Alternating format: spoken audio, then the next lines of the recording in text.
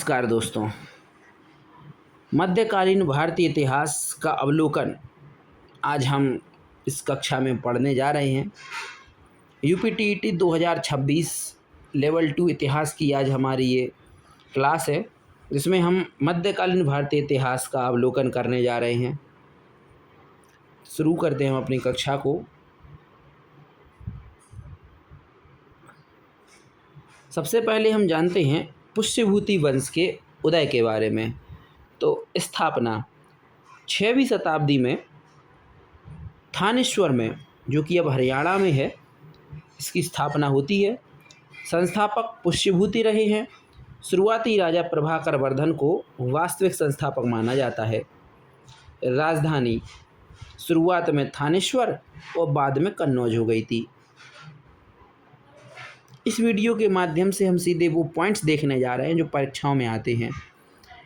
विस्तार से कभी फिर बताया जाएगा आपको किसी दूसरी वीडियो के माध्यम से। यहाँ पे सीधे हम वो पॉइंट्स देखने जा रहे हैं जो परीक्षाओं में आते हैं।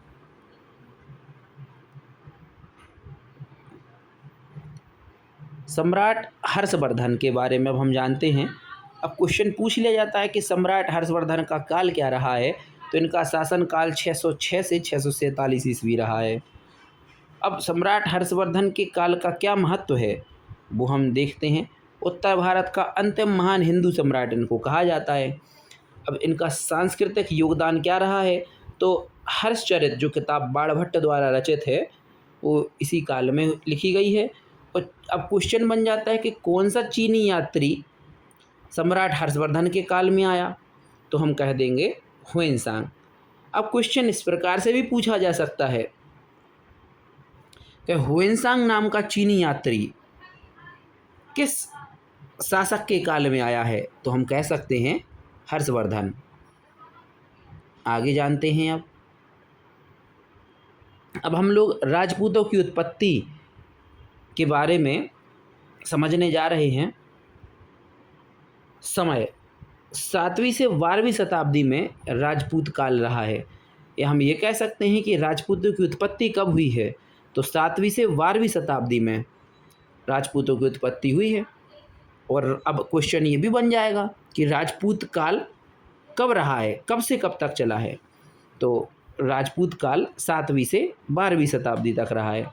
सिद्धांत अग्निकुल सिद्धांत, सूर्यवंशी और चंद्रवंशी परंपराएं इस समय पे चली हैं। विशेषताएं क्या हैं राजपूतों की, तो राजपूत अपनी वीरता के लिए, अपने स्वाभिमान के लिए और युद्ध कौशल के लिए प्रसिद्ध हैं।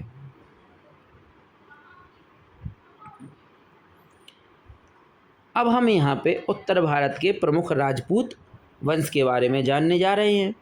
तो उत्तर भारत के प्रमुख राजपूत वंश गुर्जर प्रतिहार वंश, जिनका शासन कन्नौज पर रहा है। गुर्जर प्रतिहार क्वेश्चन बन जाता है कि गुर्जर प्रतिहार कहाँ शासन करते थे, तो कन्नौज पर शासन करते थे। क्वेश्चन ऐसा भी पूछा जा सकता है कि उत्तर भारत के कौन से राजपूत वंश ने कन्नौज पर शासन किया है, तो हम क्या कह देंगे, हम कह देंगे गुर्जर प्रतिहार। अब आपसे क्वेश्चन ऐसा भी पूछा जा सकता है कि उत्तर भारत के प्रमुख राजपूत वंशों में अजमेर और दिल्ली पर कौन से वंश का शासन रहा है, चौहान वंश का। और ये भी पूछा जा सकता है कि चौहान वंश का शासन किस क्षेत्र में रहा है, तो अजमेर में और दिल्ली में। अब ये भी पूछा जा सकता है कि पृथ्वीराज चौहान किस वंश से संबंधित हैं, तो चौहान वंश से। चौहान को चहमनाज वंश भी कहा जाता है। आगे चंदेल, बुंदेलखंड और खजुराहो के मंदिर चंदेल राजाओं ने ही बनवाए हैं। और क्वेश्चन ये भी बन सकता है कि खजुराहो के मंदिर किसने बनवाए हैं, तो हम कहेंगे चंदेल राजाओं ने। अब परमार राजाओं के बारे में जानते हैं। तो परमार राजा मालवा क्षेत्र में रहे हैं।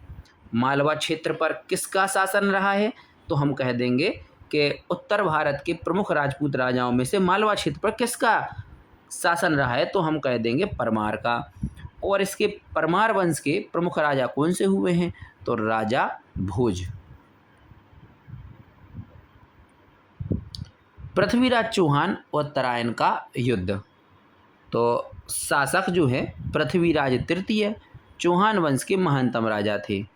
इसको चाहमनाज वंश भी कहा जाता है, ऐसा कि आपको मैं पहले बता ही चुका हूँ। तो तराइन का प्रथम युद्ध कब हुआ? 1191 में हुआ और मोहम्मद गौरी की हार इसमें हो गई थी। तो हम ये कह सकते हैं कि तराइन के प्रथम युद्ध में किसकी विजय हुई? तो विजय हुई थी पृथ्वीराज चौहान की। अब तराइन के प्रथम युद्ध में किसकी हार हुई? तो मोहम्मद गौरी की हार हुई। तराइन का द्वितीय युद्ध कब लड़ा गया? 1192 ईस्वी में तराइन का द्वितीय युद्ध लड़ा गया। भारतीय इतिहास का निर्णायक मोड़ था ये और मुस्लिम शासन की नींव इसमें रखी गई, क्योंकि तराइन के द्वितीय युद्ध में पृथ्वीराज चौहान की हार हो गई थी। जयचंद के धोखे की वजह से पृथ्वीराज चौहान की हार हो गई थी और मोहम्मद गौरी की विजय हो गई थी और यहीं से भारत में मुस्लिम शासन की नींव जो है पड़ गई थी।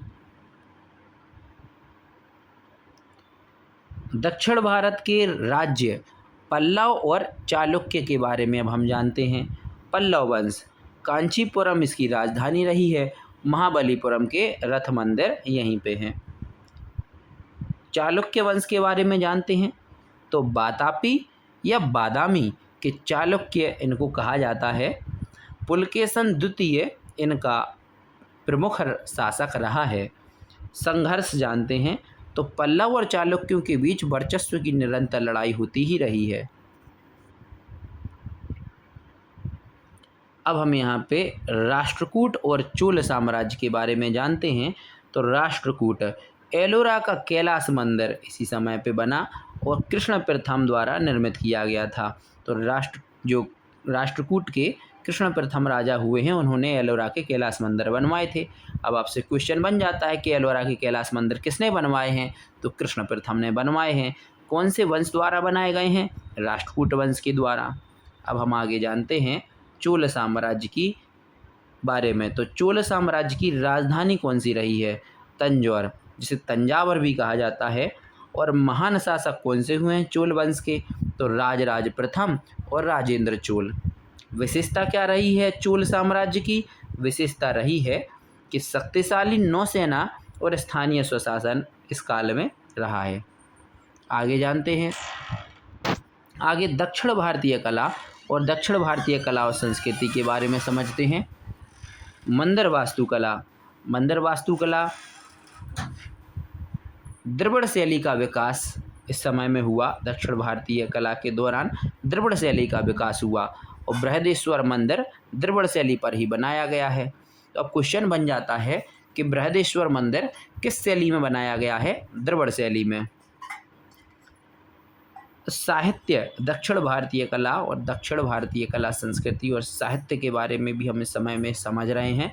तो साहित्य में तमिल, कन्नड़ और संस्कृत साहित्य के राजाओं का संरक्षण, यानी हम ये कह सकते हैं कि दक्षिण भारतीय कला और संस्कृति के दौरान राजाओं ने किन भाषाओं का उस समय पे संरक्षण दिया है? तो राजाओं ने तमिल भाषा को, कन्नड़ भाषा को, संस्कृत भाषा को उस समय पे संरक्षण दिया था। समाज के बारे में जानते हैं। तो जाति व्यवस्था का प्रभाव और भक्ति आंदोलन की शुरुआत हमें इस समय में देखने को मिली है। राजपूत और दक्षिण भारतीय राजाओं का पतन, क्या कारण रहे हैं?